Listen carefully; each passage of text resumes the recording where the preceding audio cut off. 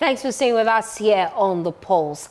This afternoon, the Peasant Farmers Association of Ghana is mounting strong criticism against government over its continued failure to lift the ban on grain exports, even as farmers across the country struggle to sell their produce. According to the association, the situation has been worsened by the influx of imported maize, which continues to dominate the local markets, leaving locally produced grains without buyers and pushing farmers into deep financial distress. Farmers in the Upper West region are among the hardest hit, as thousands of bags of maize remain unsold despite repeated appeals for intervention. Speaking to JoyNews, the Peasant Farmers Association warned that the prolonged situation could discourage large-scale and commercial farming, with dire consequences for national food safety. Before we engage the association here on The Pulse, here are some farmers expressing their frustration over the worsening situation. Last year, at this time, maize was 500 Ghana cedis a bag. That's 100 kg. But this year, like this, even 300 you will not get. 300 Ghana cedis for the 100 kg, you will not get. And during the time of planting, we bought fertilizer about 420 Ghana cedis. I have already incurred losses this farming season. Even though I am yet to sell my bags of maize, the current market price is a clear indication that I will lose a significant amount of money.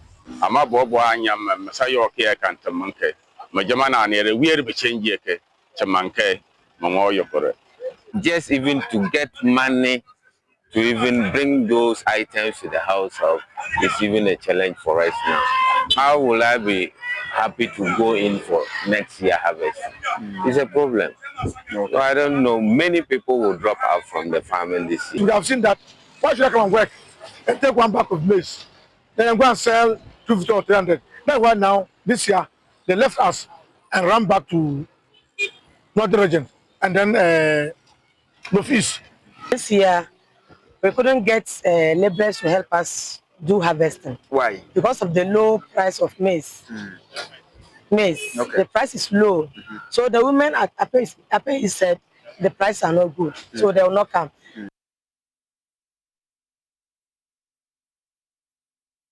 Chairman of Parliament Select Committee on Food, Agriculture and Cocoa Affairs, Dr. Godfred Seidu Jasau, has been detailing the immediate steps government plans to take in an interview on Newsdesk.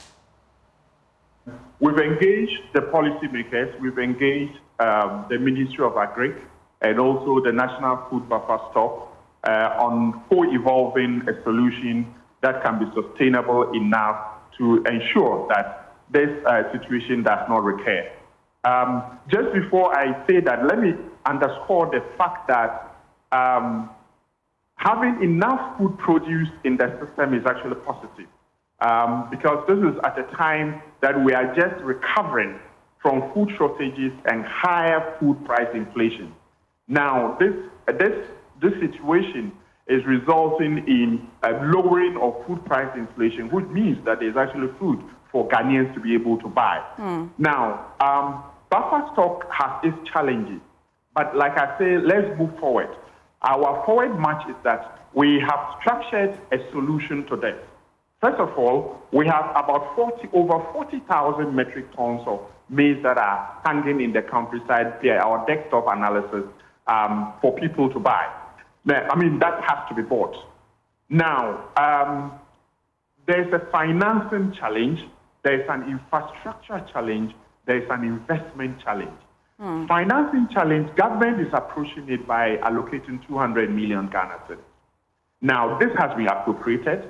And so Buffer Stock has advertised and shortlisted 13 companies that are also geographically distributed in a way that you won't have them buying them from Edra only, but you can have traceability, where some of them are located in the middle belt, some are located in the southern belt, some are located in the northern belt. Right. And so you have this, they are crowding in this 160 million Ghana cedis that is available to them, and then they are allowed to source in additional private financing to be able to attack the issue, buy maize, and also buy paddy rice. Well, let's now engage the former General Secretary of GAU, Edward Karwe. We appreciate your time here on the Pulse. Let's just look at some of the concerns you've been raising. We've heard from government tell us the interventions they plan to put in place to help with the situation on the grounds, especially with buying some of your produce for the buffer stock. Your thoughts on how this will help you moving forward? Well, good evening, and to those who are listening to us and watching us. I think we have a crisis in our hands, and we need to deal with it head on. And the situation as we have it now is that government intervention is good.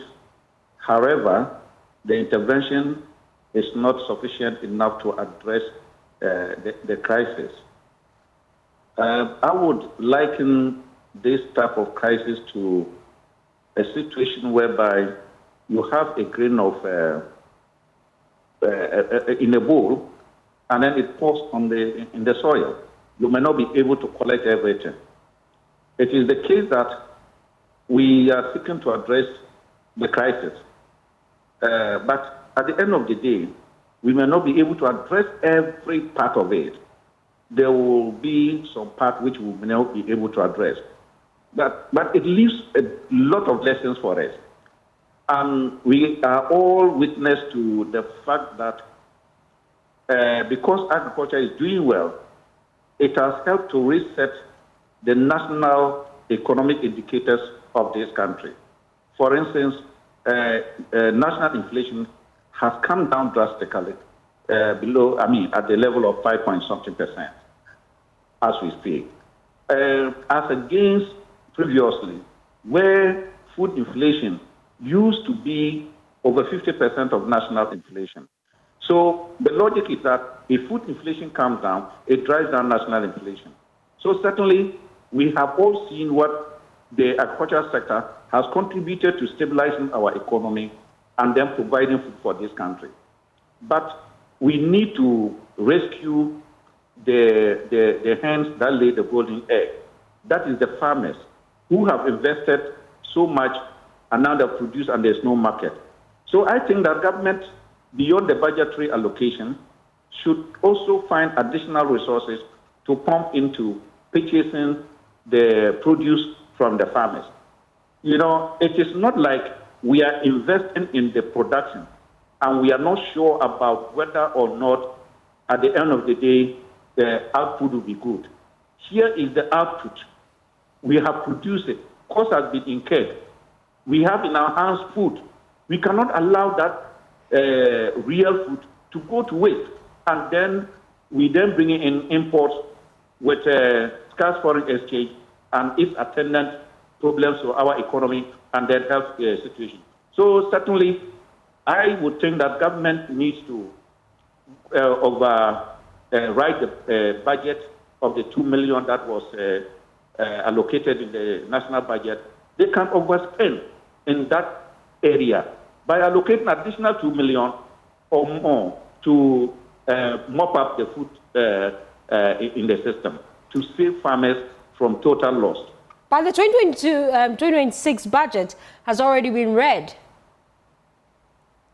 Yes, I'm saying that we are all in this country, we know that even in the past, if we were actually keeping to whatever was allocated in the budget, ask many government agencies and ministries, what was allocated for them in the budget never was disbursed to them. The disbursement never came to them. Because it's a budget, it also means you can overspend. And this is a justifiable, area that when you overspend over 100%, that is, if you allocate 200 million for the purchase of the food and you spend 4 million, it is justifiable.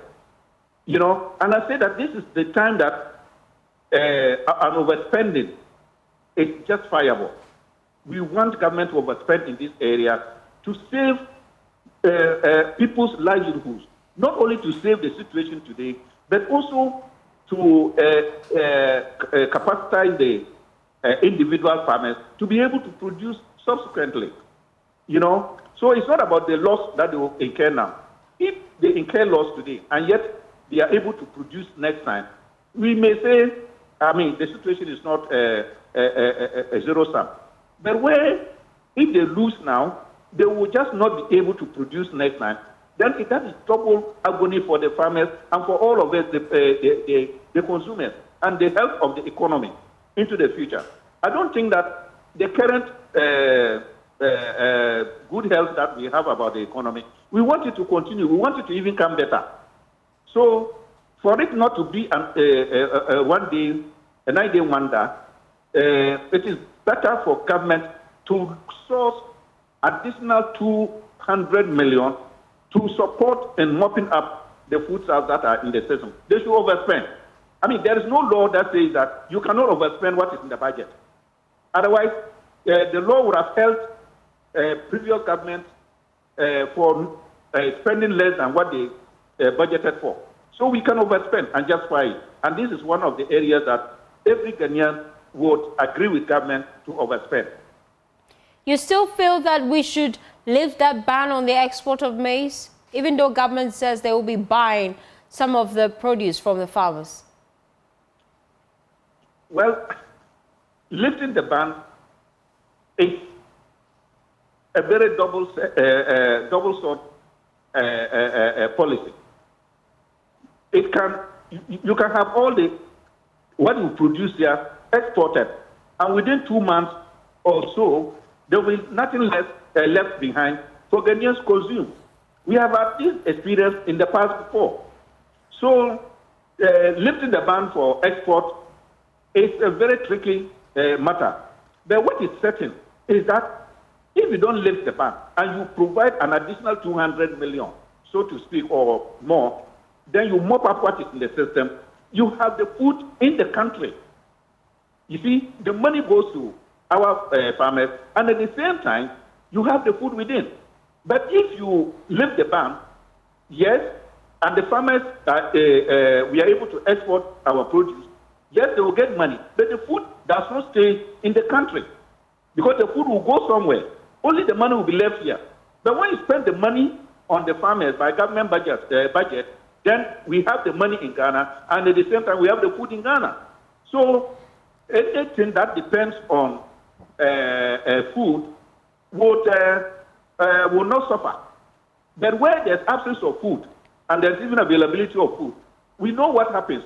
It shoots up national inflation. And we know national inflation, if it goes so high, it's never good for anybody at all. It's not good for the statistics. It's not good for Ghanaian consumers. It's not good for producers. So the best solution today is to allocate more money to mop up the excess food within the system than to lift the ban. And then at the end of the day, the food is all exported, money is within, and then there's no food, and food prices go up, and it disturbs all the national economic system. Thank you so much, Edward Karewe.